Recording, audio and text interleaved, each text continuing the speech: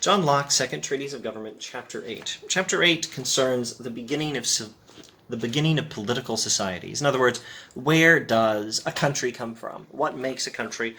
Where does a government come from? What makes a government?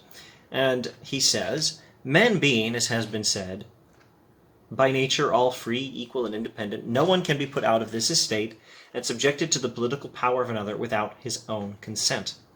The only way whereby anyone divests himself of his natural liberty and puts on the bonds of civil society is by agreeing with other men to join and unite into a community for their comfortable, safe, and peaceable living one amongst another in a secure enjoyment of their properties and a greater security against any that are not of it.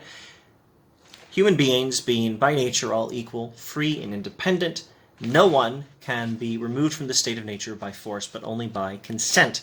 We do not join the social contract. We do not join a political community without consent. There is no government except by consent, no genuine, legitimate government.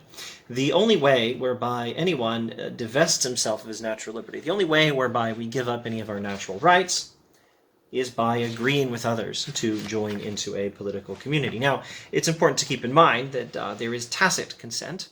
There is such a thing as giving your consent without formally saying, I agree to the social contract. Tacit consent, Locke talks about also in Chapter 8, and tacit consent, implicit consent to a social contract, to a government, and an implicit obligation to abide by its laws happens when you enjoy the benefits of the society that is under that government. Let's go to chapter 16, where Locke reiterates this doctrine. For no government can have a right to obedience from a people who had not freely consented to it. As the saying goes in a Pixar movie, as well as in some other historical documents,